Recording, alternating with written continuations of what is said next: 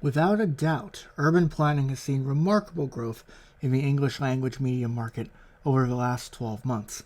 The question is, will the success online translate into American city governments rethinking design principles? Today I want to explain the reasons why I'm not so sure. There's three main issues, as I see it, that hold the United States back from having transit-oriented urban areas where biking and non-automobile transit options can take up a majority of trips. I'm not talking on a level of Tokyo here. Let's just start with Budapest. The three main issues, as I see it, are 1. Lack of cultural familiarity, 2. Lack of political expertise, and 3. A broad lack of societal cohesion.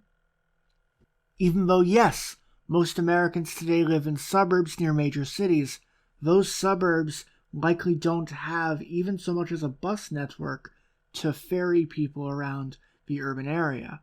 How can they?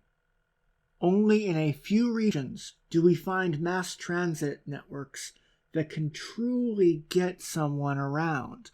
In Northern Virginia, it took over 60 years to get the extension of one line built into the suburbs of Loudoun County.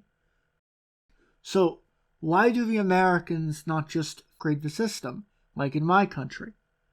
To many Americans, it's more culturally familiar to say, well, I don't like this city, it doesn't have what I want, I will just go and live in the suburbs, buy a car like everyone else, in big air quotes. Less than half of Americans have a passport, and so these people lack the first-hand knowledge of what life even could look like in a place where a car is not a necessity.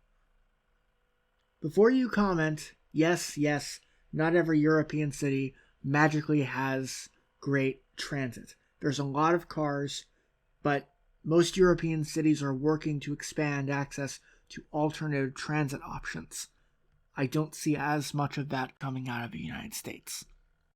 On a political level, there are a lot of unknowns. Whether you're talking about liberalizing zoning codes or expanding social housing, the government, in either case, is just not equipped. When headlines broke about California, quote-unquote, eliminating single-family zoning, what was left out is that Californian municipalities were busy changing their zoning codes to ensure that it would be illegal to build duplexes and more dense developments. Local laws still applied. The law at the state level only gave the option for duplexes to be built. It did not mandate them. For any government to actively expand its public housing stock would take money and resources that do exist, but willpower and institutional knowledge that do not. Vienna is not perfect. No system is. But the Viennese income cap of 50,000 euros a year is above anything the United States could ever dream of. Vienna also has had an almost uninterrupted streak of social democratic mayors, whereas in the US, social democracy is a virtually unknown concept. The stigma around social housing in the United States is too strong. If you want to learn more about the Viennese model, I will link 2 videos in the show notes. On a societal level, there is no desire for change. When Americans look to Tokyo, Amsterdam, and Vienna, whichever city you mention really, all they see is the end product after decades of work by a society who has committed themselves to change, often after some traumatic event. Many Americans today are fine with how things are, often because they don't know anything else.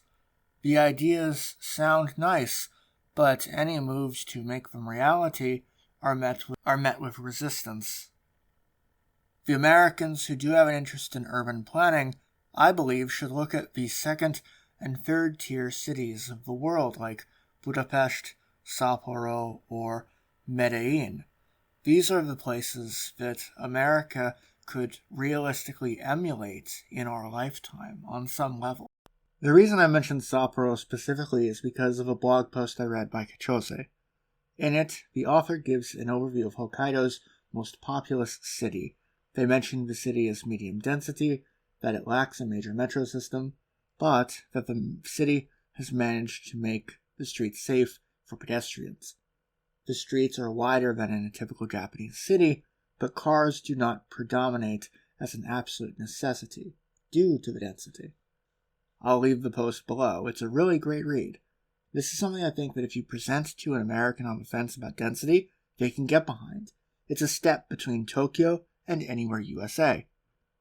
That's all for now. Please consider leaving a comment, telling me what you think, and subscribing to the channel if you liked this content and want to see more. It really helps out.